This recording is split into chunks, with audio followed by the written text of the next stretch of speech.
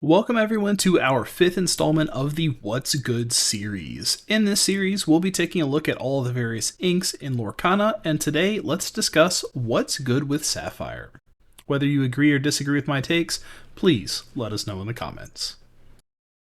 Now, each ink in Lorcana comes with its own flavor that we can see represented in the card mechanics and the various packages within each color.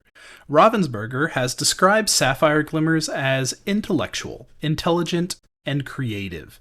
They excel at strategy, invention, and the arts. They can almost always know something, plan something, or invent something that will win the day.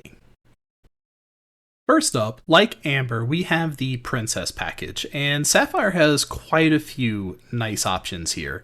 First up, we have the Aurora line. Baby Aurora is a 2-drop vanilla with 2 lore, making for nice early game lore generation and a good shift target for Ward Aurora, who gives all of your other characters ward, and yes, if you have 2 out, they ward each other.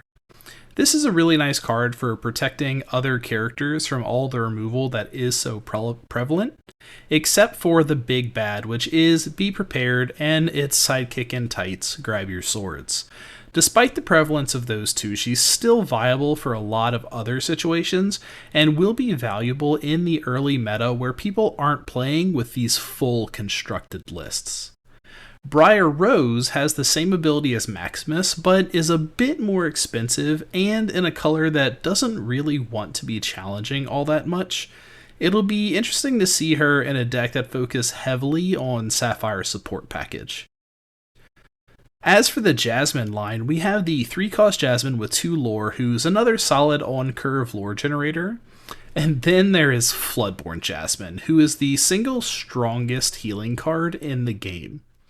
Being able to repeatedly heal your entire board for 2 damage is pretty nice and can help deal with things like Grab Your Sword and Giant Fairy stacking up damage over time.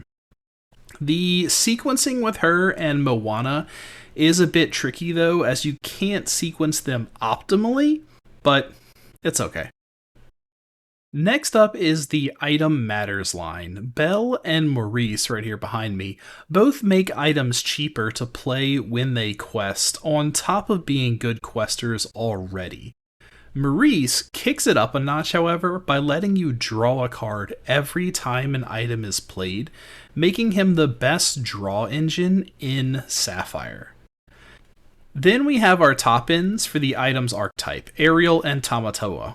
Ariel readies every time an item is played, and unlike other such abilities, she can quest again afterwards.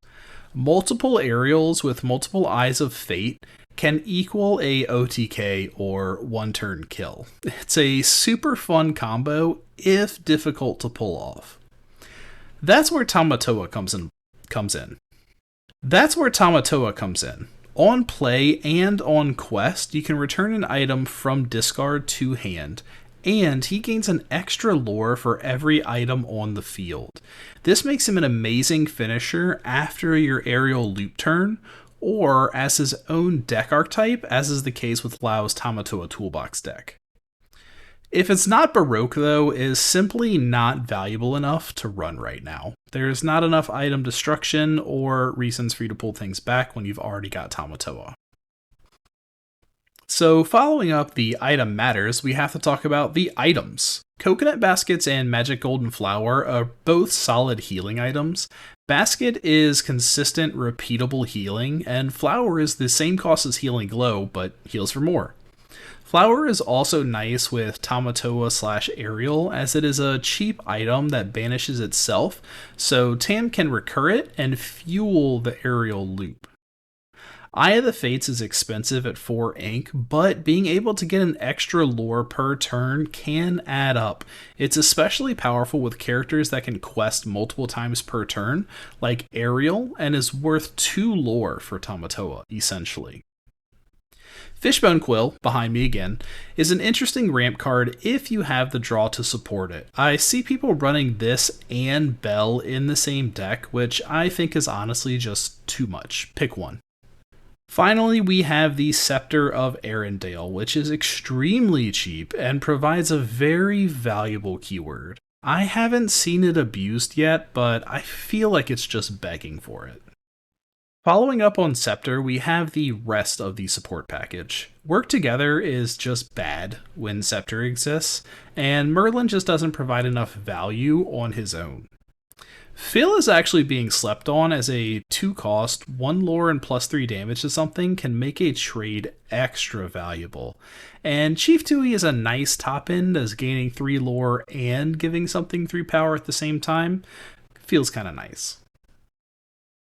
Then we finally come to what Sapphire is most known for, the ramp package. We have Grandma Tala, who is a 2-cost character that goes to the Inkwell Wind Banish. This makes her a nice, as she either generates lore consistently, or your opponent gives you ink. She's also perfect for singing our next card, One Jump Ahead, taking your ramp to the next level. Especially if you drop Mickey Detective on turn 3 as well, bumping up to 5 or 6 lore if your opponent cooperates on turn 4. Then there's Belle, who is your top end for pure ramp decks. Not only does she allow you to ramp faster, but upon hitting 10 ink, goes up to 5 lore, an absolutely ridiculous amount, all at only 4 cost. Finally, we have our ramp removal in the form of Let It Go and Hades, which are both incredibly strong, with Let It Go being an inkable song, and Hades being much cheaper than Maleficent Dragon. It is a bit of a trade to give your opponent more resources, but denying them what's on the board now can often be far more valuable than resources in the future. Sapphire also has some very minor draw with Robin Hood, whose draw is conditional but is still a valuable addition for his anti-evasive properties. And Develop Your Brain is a nice little cantrip that lets you look at the top 2 cards of your deck, drawing one, replacing itself, and bottoming the other. That little bit of cheap filtering can be very valuable, especially late game when having the right answer becomes much more critical. Finally, we have our miscellaneous cards. Triton and Mufasa are decent top ends for ramp if someone can't access the rarer options like Belle and Hades. Maleficent Uninvited is just an incredibly valuable card with her 3 lore, cost, and stats. Maleficent Sinister Visitor is less valuable, but not bad for a vanilla. Scar is an amazing combat trick and a nice card to ramp into as well. While I initially hated Donald, with the insane amount of removal present in the meta right now, I think his ward is much more valuable than I initially thought. And finally, Flounder's just the best card in the game. Well, that concludes this episode. Y'all know the deal. Like, subscribe, bell, check out the other videos in this series, and most definitely let me know what y'all think. What's good with Sapphire?